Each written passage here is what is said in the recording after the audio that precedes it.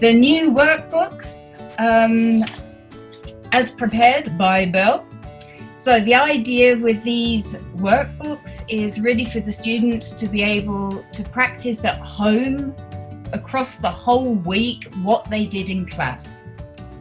It's also to give the students the confidence outside of the classroom to use and practice English. We've all been there. In the classroom, everything makes perfect sense, and then you go home and think, what was that?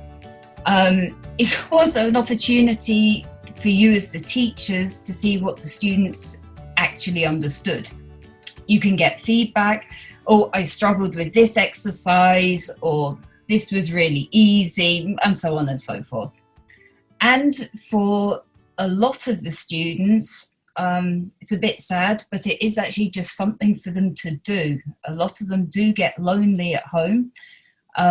We had actually been wanting to do these style of homework workbooks for a while, but it wasn't until lockdown that we actually had the time and the urgent necessity to do them. So I suppose everything has a silver lining somewhere. And of course, the best way to learn is to do a little bit every day. So as you can see, this is what they look like. The covers have the traditional Bell livery. On the inside, there are tips on how to learn. And also, we have the information on where the answer sheets are. Quite important. There is no index or table of contents. We just go straight into the main event. Double page spreads. As you can see, each double page spread in the workbook corresponds to a double page spread in the course book. That's what the books look like. Here on the inside, you can see tips for learning.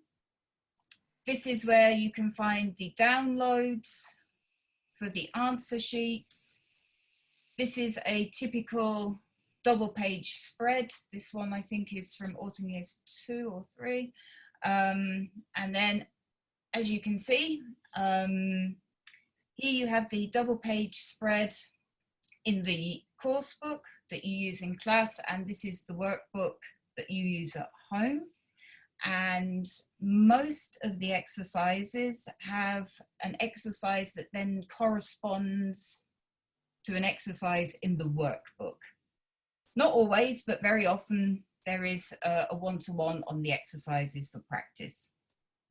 So there is also always a vocabulary of the week box, and what I call a more traditional style of exercise, which focuses on a particular grammar point, usually. There are also always references to the chapter and page, so if you need to look up the rules again, you can. And in the later books, in fact, as you can see here, the orange background of the number tells you that it's referring to autumn years 1, in this case, page 62, lesson 15. Okay, so the other exercises really are in the same style to a certain extent as the course books, requiring the students to recall and use vocabulary, play with the language, or in the later books do more in the way of comprehension. So you have everything from fill the gaps to match the words to what is this to true or false, write your own sentences, all the classic teaching methods. As I said, there is an answer sheet, but of course, any of the creative exercises, you will have to check the answers yourself. Just be careful not to end up in a situation where over half the lesson is then just spent on checking the homework. The idea is for the students to really be independent. At the end of the book, there is always a what can you remember section, which summarizes each chapter. The students are asked to provide their own summary. And then there is a what do you think will happen in the next book? So the students have a link to the next book in the series. There are also language games and a vocab Sudoku. The answers are, of course, also on the answer sheets. So in general, in summary, these books are for the students to work independently at home a little bit every day, and for you to get feedback on what is or what is not actually going in. So if we look at each book a bit more closely, book one. As you know, obviously at the beginning, when you start learning a new language, you need a lot of repetition. This is why the first exercise always is based on the opening dialogue for each chapter in the course book. It helps the students get used to the flow and rhythm of the language and to think about which types of words could fill the gaps. In the first chapters, maybe not so much, but later on, students won't need to rely on memory. But we'll be able to work out, okay, I need a verb at this point, or a question word, or whatever, and then can pick out the correct word from the options more quickly. Book one also has a lot of exercises that look like the game Hangman. Isn't. It's just fill in the missing letters. And the idea is not to practice the alphabet, at least not directly. It's to help recognize words. English is kind of notorious for its spelling. I have ranted about this before. It's your own fault. All you invaders from Scandinavia and from the mainland should have stayed at home and left your languages away from our island, but you didn't, so it's your own fault. However, for a beginner, especially German speakers who are used to the WYSIWYG, what you see is what you get system, you're suddenly faced with the word to. I mean, what's a W doing in the middle of there? Or the number 8. I mean, what is going on with this whole GHT thing? As such, it doesn't matter. The idea is for the students to get used to the shape and the picture of the words. The books at Bell, we prefer students to concentrate on communication and less on spelling. But the idea is for them to get used to the fact that English is a foreign language and to take away that fear. If you get used to practicing it, then it's not so foreign anymore. As you can see at the bottom of the page, there are page numbers. Any exercise in a double page spread only refers to the double page spread in the original course book. Okay, so it's always a direct link. And the same as in the coursebook, here you can see the instructions are still in German. I think it's around chapter 10, they switch to English. We do that in the homework books as well. So for you, the teacher, the book will actually seem quite repetitive, and it is, but that's the point. A lot of students, especially older students, can be very nervous about even joining an English class, and they need this support and repetition. And it means that, especially for the nervous Nellies, they can practice at home without feeling any pressure. Oh, my classmates are faster and better, and oh, maybe this was a bad idea, and oh, I wish I hadn't come, and poof. This is a very gentle and nurturing book, so they don't need to feel any pressure, so they can relax while they get used to their new classmates. So, if we have a look here as an example, there's your fill in the gaps. If you all switch on your microphones now, do you know what all these things are called? Can you give me the answers? Melon. Hooray! Apple. Very good. Raspberry. Yay! Pineapple. Pineapple, yeah. Cauliflower. Potato. Cauliflower, yeah. And what are they? What are these things? Fruits. Vegetables. Fruit, vegetables, yeah. Okay, so you all seem to have your basic fruit and vegetable vocabulary. Well done. Okay, so you can all mute again now. And we'll move on to book 2. So again, there is a lot of repetition. Book 2, the course book, has a lot of repetition. It incorporates then and builds on book 1, and then we repeat everything again in the workbook. But that's okay. They need repetition, and especially those of you who manage to follow an academic year, it's not a bad thing after the summer break to be able to come in and use the workbook as well and have more and more repetition and get the juices flowing.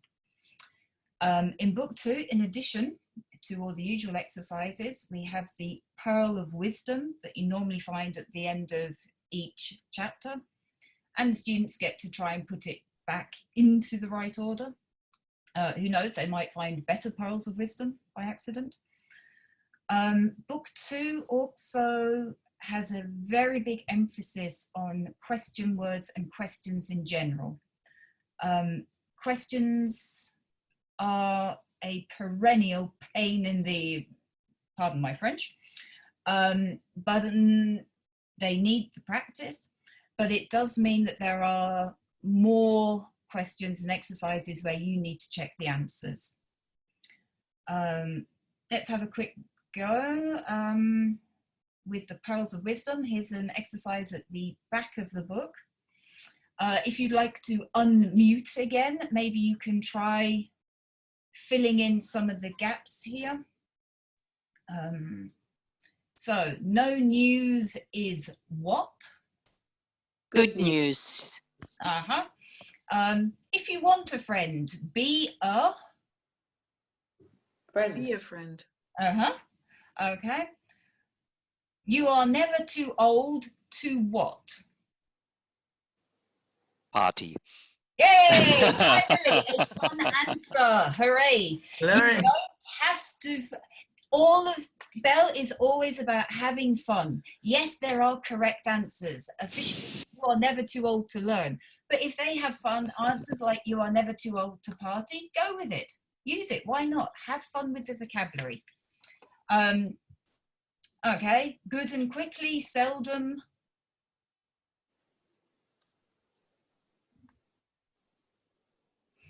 Ooh. Well, in that case, I recommend you buy Autumn Years book 2 and find out the answer. Okay, you can all mute again now, and we will move on to book 3. In book 3, there's far more in the way of tenses. Books 1 and 2 covered present continuous, simple present, and simple past. Now there's also present perfect, and this is generally in class when the whole thing explodes into confusion. For this reason, a lot of the grammar exercises do focus on the tenses, not only, but also. And very often we have 2 tenses in one exercise for comparison. An exercise can be quite easy if you know that every verb has to take the ing form. Well, if you then have to make a decision, you need to think about what you're using. So it's a little bit trickier, but it's also excellent for building up your verb vocabulary and not just the usual suspects of go and bring and want. Here you can have far more variety. Book 3 also has at the end of each chapter a riddle. I have added new ones into the book, in the course book, into the workbook. The answers are on the answer sheet, but maybe students will find other ones. Consider this, I will ask at the end, what becomes wetter the more it dries? What becomes wetter the more it dries? You have about 5 or 10 minutes to consider this, and then I will ask you for your answers. Okay. There's a lot of comprehension exercises in this book as well, and a lot of creative exercises. Here we have an example. If you can see at the top here, in the course book, Wolfgang bumps into a fortune teller, and she tells his fortune by reading his palm. So here we have a selection of palms, and there is something in them, and it's all open to interpretation. You can do whatever you want. So unmute, please. What do you think, for example, is in this person's future? Those are strawberries for those who maybe have smaller screens and can't see so well. So what is in this person's future with the strawberries in their hands? Ooh, silence. I see preparing marmalade. Oh, okay. Yeah, that's a good answer. I had fruit salad in my head, but marmalade or jam is just as good. Oh, jam, yeah. Oh, jam, yeah. Gardening. Strawberry cake. Strawberry cake, yeah. Okay, now I was quite mean to you because I have just put you on the spot and said, give me an answer. And as the first 5 seconds proved, while I sweated and wondered if anyone had heard me, you were struggling to think of an answer.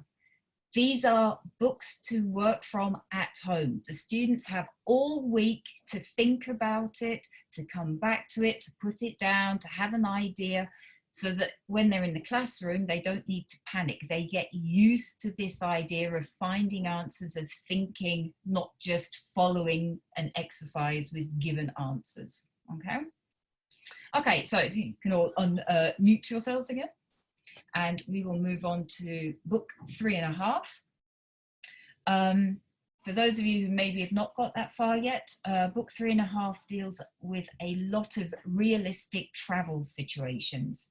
So the characters are out and about in the States and encounter all kinds of people and circumstances. The students are also frequently asked in the course book to consider, what would you do if? We do this again in the workbook. There's a lot of practice based on the students considering their options. So they have time to contemplate at home, okay, what would I do if my passport had run out, for example, was not valid? What would I do? And they've got all week to think about what would they do and to consider, what would I actually say? How can I express my problem? Okay. In book 3.5, you also have questions based on the short biographies at the end of each chapter. And very often the questions are not in the order that the information appears in the text. So the students really do need to read all of it, understand it, really comprehend what's going on, and then they can answer. So just a little comprehension at regular intervals. So here we have another example of creativity. Feel free to unmute. This is, what should you not do if you are frightened of? So for example, if you are frightened of spiders, what is the one thing you should not do? Any suggestions? Go to the cellar. Yep. Anything else? Go to the attic. Okay, yeah, I see a theme coming here. Okay, what should you not do if you are scared of flying? Book a flight. Yep. Okay, those ones are quite simple to answer. If you're scared of flying, don't get on a plane. You need to think a little bit more. If you're scared or frightened of big dogs, what should you not do? This will require a little bit more thought, but I'm sure you will get some very creative answers. Okay, so feel free to mute yourselves again. And we will move on to the final book in the series. Yeah, as you can see, we're just putting the finishing touches to this one. Hopefully it will be going off to the printers maybe this week or next week, in the coming week or so. Again, book 4 is a practical book. It doesn't look so much at what would you do, but how would you do it? It also puts a lot of emphasis on small talk, and this is quite difficult to practice in a book because you're writing, not speaking. I mean, it's quite obvious, really. Thinking about it, we worked out that very often talking is not the problem itself, it's actually getting started. I mean, who hasn't sat at some point in a really awkward silence, desperately trying to think of something to say?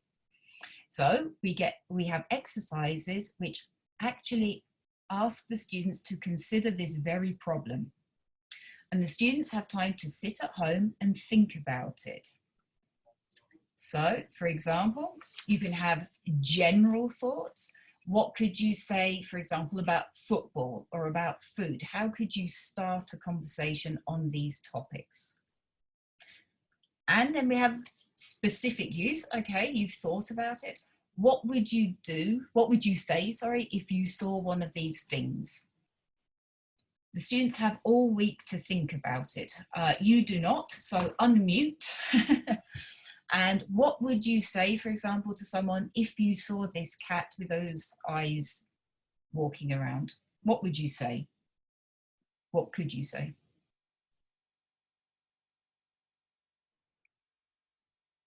Hier hat jemand eine Idee, was ihr da sagen würdet, wenn ihr ich glaube, diese Katze hat zweifarbige Augen. Yep. Sorry, if the picture's too small, that's one green eye and one blue and green eye. What a strange cat.